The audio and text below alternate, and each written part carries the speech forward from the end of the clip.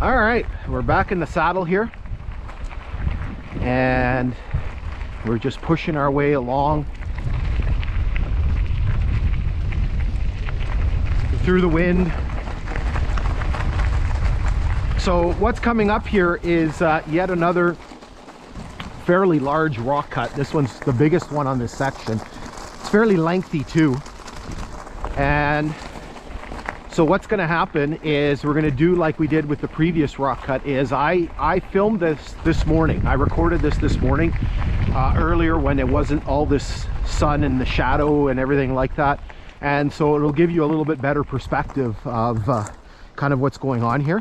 And so again, we'll splice in that earlier morning footage, and so we'll use that instead of this one. All right, so I'm going to take you through this rock cut. You can see that it's going to be mostly on the south side of the grade. There's going to be a little few things here and there on the north side. So here you can see the grade is not particularly high. This is a fairly lengthy rock cut. Here we're probably in the 7-8 foot range.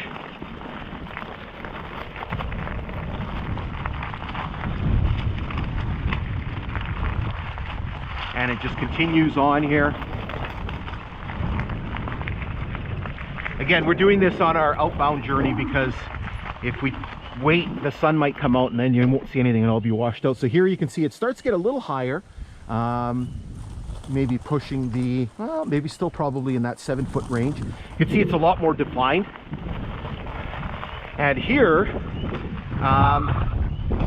this is not sort of, this was not flagged as kind of a problematic area, but obviously you can see that since the rails have been pulled up, we've had some very significant damage done to the grade. So although this rock is very shale-like, it's very soft, and so you can see what's happened is water has gotten in there and basically has frozen and thawed and caused the rock to basically shear off from the side of the cut, and you've had all of this mountain of rock sort of come down. And again, you can see why that's happened. It's all this very sort of soft shale rock. And we've seen that in other places. So for example, by Pass Lake, we've seen almost the same sort of scenario, almost the same sort of rock. And again, you can just see sort of that layered shale appearance of the cut. And so here the rock cut just continues.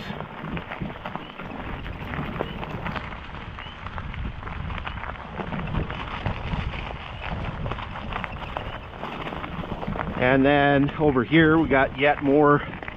There's a telegraph pole down there. You can actually see the base, the pile of rocks, and the pole is kind of laying down, sort of facing the river.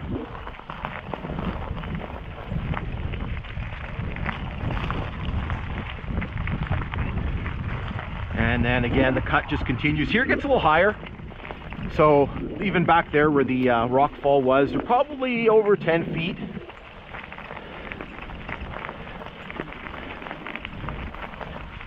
And here for sure we're probably in, and you can see yet more rock fall. So how it's all sort of sheared off the face of the cut.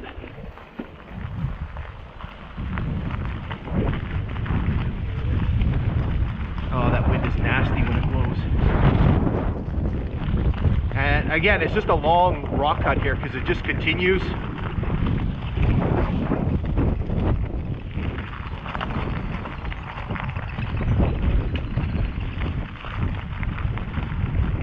And it kind of gets a little bit lower here and it's going to bounce back. Here you can see there's a tie. And another tie.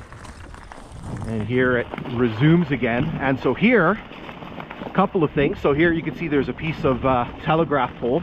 And you can see a very rare thing on there. It's on there because it's broken. You can see there's a piece of a CD143 insulator. Anything green is very rare on here. And here, this post sticking out of the ground, which has been cut off, that is the milepost 68 marker. I don't think the marker is here. Let's just have a quick look. You can see the part of the telegraph pole here. There's something in my boot that's driving me crazy. Sometimes they'll cut them off and just huck the milepost marker, but I don't see it.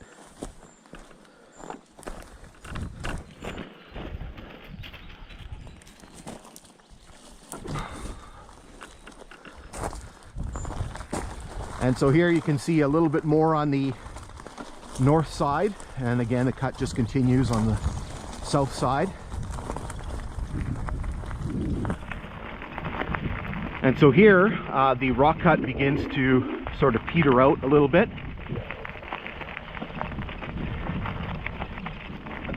and then it comes to an end here. Okay, so we're going to hold up here for a second, and then we're just going to resume our journey to the west. All right, so we're going to leave this big rock cut behind. I'm going to keep plugging away on our journey here through the wind. So we did pass milepost 68, and that means that we are less than a mile away from our destination, because our hike today is going to end at milepost 69. So we've got some stuff coming up.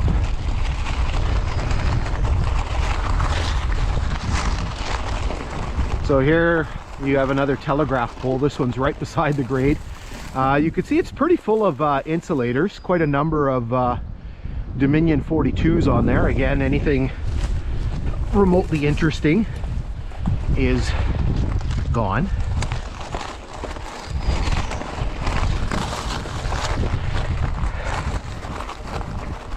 On social media, you know, you're part of different groups and things like that, and so one group I belong to is it's all about sort of insulators. And again, I'm not a collector, but I mean, you come across them and you see some interesting ones. Like we saw the one previously, that Hemingway one. Here's another rock cut, and you know, it's kind of interesting. You know, you see what, you know, a lot of these individuals that are part of the group are from the States, and you know, I'll, you know, post a few pictures now and again, and wow, I'd love to have a Dominion 42, and I'll be like, I can get your whole dump truck full, right? Like, I mean, that is the most common insulator that you essentially will see on here. So just a quick note, that last rock cut that we just passed through, that was as far as I got on any of my explorations. Here's another telegraph pole in there. I think I went down just take a look at it again, nothing interesting on. So everything basically from here to where we're going to stop for today's hike was sort of new. So I hadn't been over this section yet. Okay, so you see we're into a little bit of a straight stretch here. So what I'm going to do is I'm going to zip you ahead a little bit until we get to our next stopping point.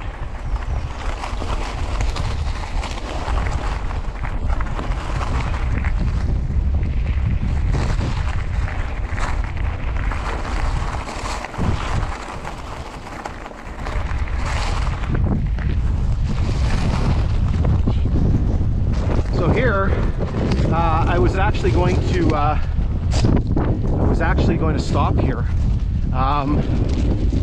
There was on my old maps, it basically says that this was supposed to be a wooden box culvert.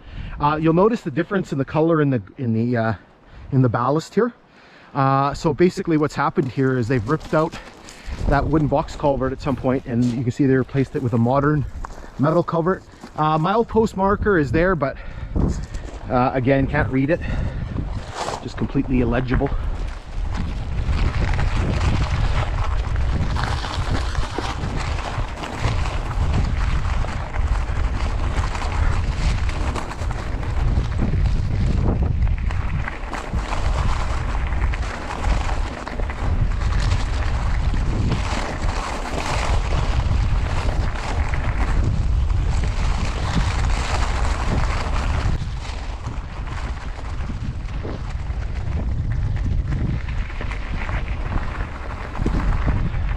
So here you can see another telegraph pole.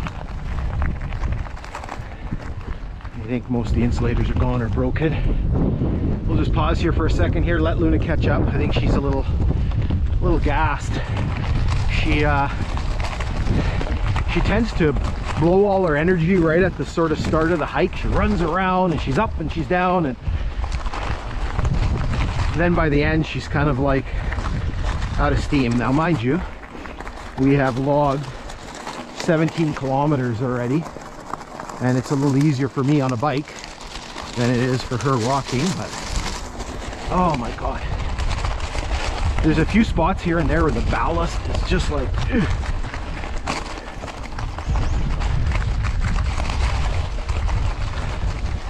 I know, all the first world problems. There's another telegraph pole.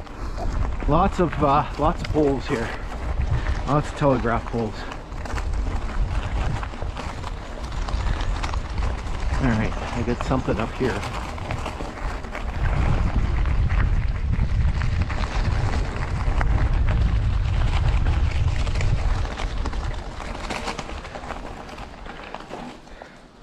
All right, so what we have here is we have a concrete culvert somewhere. Right here. I went right by it. So what we're gonna do is, as usual, we're gonna hop down and go take a look at it. All right, so we've made our way down from the grade. I don't know, we're probably about 10-12 feet down.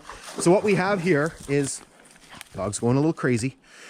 We have a fairly large diameter concrete culvert, a 4-footer, 5-footer. I don't know. I'll check my profile map to see what it says.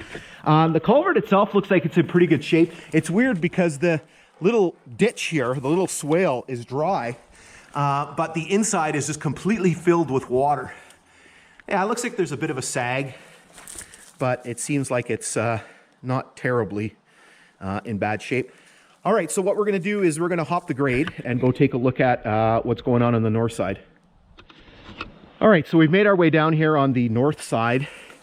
The culvert looks okay from this side. The only issue is that all this debris that's sort of in the way. There's a little bit of water in the ditch here, but again, we've had a pretty wet spring. Again, you can see it looks like it's in pretty good shape. Again, just all the kind of debris that's kind of fallen down over the last bunch of years. So that's a bit of a challenge. All right, so what we're going to do is hop back up on the grade, and we'll just continue plugging our way to the west. We're almost at our destination.